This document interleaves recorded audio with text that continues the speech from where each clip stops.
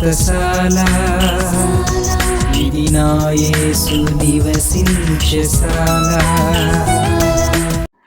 దేవునికి స్తోత్రములు కలుగునుగాక, దేవునికి మహిమ కలుగునుగాక. సర్వశక్తిమంతుడు అయినటువంటి దేవాతి దేవుడు మనలందరినీ ప్రేమించి గడిచిన రాత్రంతా కూడా ఆయన రెక్కల నీళ్ళలో కాపాడి మరొక శ్రేష్టమైన శుభదినాన్ని దేవుడు మనకు అనుగ్రహించాడు ప్రియులారా. అందుకై దేవదేవుని స్తుతిస్తూ ఉన్నాను. మీ అందరికీ శుభములు వందనములు తెలియజేస్తూ ఉన్నాను. ప్రతి ఉదయమున బెతెస్దా ఉదయకాల ప్రార్థన ఊటలు అనే కార్యక్రమం ద్వారా దేవుడు మనందరితో మాట్లాడుతున్నాడు. ఆయన మహిమను కనపరుస్తూ ఉన్నాడు. ఆయన చిత్తము చొప్పున శ్రేష్టమైనటువంటి వాగ్దానాలు ఇచ్చి మనల్ని తృప్తిపరుస్తూ ఉన్నాడు ప్రియులారా. ఈ శుభదినానికి కూడా దేవుడు మనకిచ్చినటువంటి శ్రేష్టమైన లేఖన భాగం చదువుకుందాం. పరిశుద్ధ గ్రంథంలో నుండి కీర్తనల గ్రంథం 63వ అధ్యాయం 1వ వచనం 2వ వచనం చదువుకుందాం. దేవా, నా దేవుడవు నీవే, వేకునే నిన్ను వెదకుదును. నీ బలమును నీ ప్రభావమును చూడవలనని పరిశుద్ధాలయమందు నేను ఎంతో ఆశతో నీ తట్టు కనిపెట్టి ఉన్నాను. దేవుడి శ్రేష్టమైన మాటలు దీవించి ఆశీర్వదించునుగాక. సర్వశక్తిమంతుడైనటువంటి దేవాతి దేవుడు, దేవుని సన్నిధానంలో చేరినటువంటి దేవుని బిడ్డలమైన మనకు ఈ చక్కని మాట దేవుడు తెలియజేస్తూ ఉన్నాడు ప్రియులారా. చాలాసార్లు వేకున లేచేవారు చాలామంది ఉంటారు ప్రియులారా. కొంతమంది లోక సంబంధమైన కార్యాల కోసమై వేకును లేచి వారి బిజినెస్ కోసం వేకును లేచి పరుగులు ఎడుతూ ఉంటారు. మరి కొంతమంది పొలం పనుల కొరకు వేకును లేచి పరుగులు ఎత్తుతూ ఉంటారు. మరి కొంతమంది డ్యూటీకి వెళ్ళడానికి వేకును లేచి వారి వారి డ్యూటీస్కి బయలుదేరి వెళ్ళిపోతూ ఉంటారు.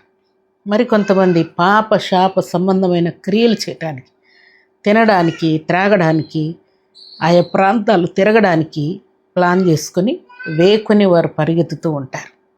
మరి కొంతమంది గేమ్స్ కోసం పరిగెత్తుతూ ఉంటారు. కొంతమంది సినిమాలు షికార్ల కోసం వేకుని లేచి పరిగెడుతూ ఉంటారు. ఎవరి వృత్తులను బట్టి వారు వేకుని లేచి పరిగెత్తుతూ ఉంటారు. అయితే భక్తుడు అంటున్నటువంటి మాట చాలా విలువైనది, శ్రేష్టమైనది ప్రియులారా. దేవా, నా దేవుడవు నీవే, వేకుని నిన్ను వెతుకుతానని అంటూ ఉన్నాడు. దేవునికి స్తోత్రములు కలుగునుగా. భక్తులు దేవుణ్ణి వేకుని వెతికిన తర్వాత వారు అత్యధికమైన ఆశీర్వాదాలు పొందినట్లు గ్రంథంలో రాయబడి ఉన్నది ప్రియులారా. వేకునే దేవుణ్ణి వెతకడం, మొదటి స్థానాన్ని దేవునికి ఇవ్వడం, వేకుని లేచి దేవుని సన్నిధిలో స్తుతించటం, ప్రార్థించటం, దేవుణ్ణి కొనియాడడం, దేవుని యొక్క లేఖనాలు ధ్యానించటం, ఈ శుభదినాన దేవుడు నాతో ఏం మాట్లాడతాడో అనే ఆశతో ఎదురు చూడడం, దేవునికి మొట్టమొదటి ప్రాధాన్యత ఇవ్వడం ప్రియులారా. దేవుని సన్నిధిలో చేరిన మనం అందరం కూడా భక్తులు ఎలాగున, దేవా, నా దేవుడవు నీవే, వేకుని నిన్ను వెతకుదును అని పలుకుతూ ఉన్నాడు. ప్రభు సన్నిధిలో చేరిన మనం కూడా నిజముగా దేవుడు మన దేవుడే అయితే తప్పకుండా మనం వేకుని దేవుని వెతుకుతాం ప్రియులారా. వేకుని ప్రార్థిస్తాం, స్తుతిస్తాం, పాడతాం, దేవుని యొక్క వాక్యాన్ని ధ్యానిస్తాం. అది చేయకుండా మన పరిస్థితి ఉండలేనటువంటి పరిస్థితి అయిపోతుంది ప్రియులారా. అంతగా దేవుని యొక్క ప్రేమను మనం పొందుకుంటాం. అందుకని భక్తుడు ఈ చక్కని మాట పలుకుతున్నాడు. నీ బలమును నీ ప్రభావమును చూడవలనని నేనెంతో ఆశపడుతూ ఉన్నాను అని అంటూ ఉన్నాడు. దేవుని సన్నిధిలో చేరినటువంటి దేవుని బిడ్డలు కష్టపడడానికి, ప్రయాసపడడానికి, ఏదో సంపాదించడానికి ఎంతగానో ప్రయాసపడుతుంటారు. రేయనక పగలనక ప్రయాసపడుతూ ఉంటారు. కానీ వాటి వలన మనకు అసలైన ప్రయోజనం లేదు ప్రియులారా. సర్వశక్తిమంతుడైనటువంటి దేవాతి దేవుని సన్నిధిలో చేరి వేకునే దేవుణ్ణి వెదకుట వలన, వేకునే దేవుణ్ణి ప్రార్థించటం వలన, దేవుని యొక్క వాక్యాన్ని ధ్యానించటం వలన అట్టివారు రాజులు, ప్రధానులు అయిపోయారు ప్రియులారా. అధిపతులు అయిపోయారు, ఆఫీసర్లు అయిపోయారు, కలెక్టర్లు అయిపోయారు ప్రియులారా. ఉన్నతమైనటువంటి స్థానంలో దేవుడు వారిని నిలవబెట్టినట్లు వ్రాయబడినది. భక్తులను మనం జ్ఞాపకం చేసుకుంటే భక్తుడైనటువంటి దానియేలు, భక్తుడైనటువంటి షడ్రక్, మెషక్, అబెద్నెగోలు వారు, భక్తుడైనటువంటి ఏలియా, ఎలీషాలు కానీ ఎవరిని మనం చూసినా కూడా వారు వేకునే దేవుణ్ణి వెదకి వారు గొప్పగా దీవించబడినట్లు గ్రంథంలో క్లియర్గా వ్రాయబడినది. దేవుని సన్నిధిలో చేరినటువంటి దేవుని బిడ్డలమైన మనం ఈ శుభదినాన వేకునే దేవుణ్ణి వెదకి దేవుని నుండి అధికమైనటువంటి దీవెనల ఆశీర్వాదాలు మనం పొందాలని దేవుడు కోరుకుంటున్నాడు. అయితే వేకుని ప్రార్థించాలన్న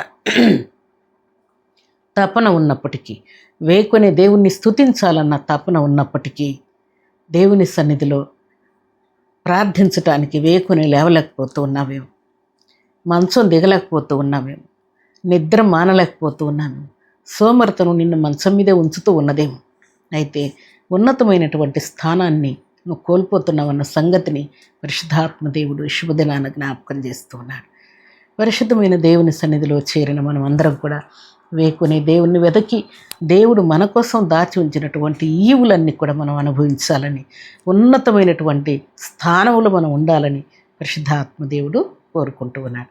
కాబట్టి ఈ శుభదినాన భక్తులు ఎలాగున వేకున లేచి దేవుణ్ణి స్తుతించారు, ఇంకా చీకటిగా ఉండగానే దేవుణ్ణి వెదకారు, ఇంకా తెల్లవారక ముందే దేవుని సన్నిధిలో దేవుణ్ణి స్తుతిస్తూ పాడుతూ కీర్తిస్తూ దేవుని నామాన్ని మహింపరుస్తున్నారు. అలాగున ప్రభు సన్నిధిలో చేరిన మనం అందరం కూడా దేవునికి మనం ప్రాధాన్యత ఇవ్వాలని పరిశుద్ధాత్మ దేవుడు కోరుకుంటూ ఉన్నాడు. దేవుణ్ణి స్తుతించి ప్రార్థించి దేవుని యొక్క వాక్యాన్ని ధ్యానించిన తర్వాత గొప్ప జీవాన్ని మనం పొందుకుంటున్నాం, గొప్ప శక్తిని మనం పొందుతూ ఉన్నాం ప్రియులారా. అప్పుడు నువ్వు చేస్తున్నటువంటి పనిలో, ప్రయత్నంలో, విద్య, బుద్ధి, ఉద్యోగం, వ్యాపారం ఏమి చేసినా సరే దేవుడు దానికి రెండంతల ప్రతిఫలం ఇవ్వడానికి దేవుడు సిద్ధంగా ఉన్నాడు. కాబట్టి ఈ ఉదయకాల సమయంలో నీకున్నటువంటి నిరాశ, నిస్పృహలు, అప్పులు, కేసులు, గొడవలు, అభ్యంతరాలు, ఆటంకాలు, అపవాది కలిగించే ప్రతి తొందరలన్నీ కూడా దేవుడు ఆపివేయటకు సిద్ధంగా ఉన్నాడు. దేవుడు ఇట్టి ఘనకార్యము నీ జీవితంలో చేయటానికి వేకుని లేచి దేవుణ్ణి స్తుతించదుముగాక, వేకునే లేచి దేవుని నామాన్ని ఘనపరచదుగాక, దేవుని యొక్క వాక్యాన్ని ధ్యానించదుగాక. ఈ ఉదయకాల దీవెనలు, ఆశీర్వాదములు సర్వసమృద్ధిగా మీరు అనుభవిస్తూ మీకు సాతానుడు కలుగు చేయు ప్రతి కీడు, కష్టం యేసుక్రీస్తు నామములో తొలగిపోనుగాక. దేవుని యొక్క ప్రసన్నత మీరు అనుభవించదురుగాక. ఉదయకాల దీవెనలు, ఆశీర్వాదములు సర్వసమృద్ధిగా మీరు, మీ కుటుంబాలు సర్వసమృద్ధిగా అనుభవిస్తూ దేవునికి మహిమ తెచ్చే పాత్రలుగా ఉండాలని పరిశుద్ధాత్మ దేవుడు కోరుకుంటూ ఉన్నాడు. అలాంటి కృపా భాగ్యం ఈ ఉదయకాల సమయంలో సర్వాధికారి సర్వసమృద్ధిగా మనందరికీ అనుగ్రహించి ఆశీర్వదించునుగాక. ఆమేన్. ప్రార్థన చేసుకుందాం.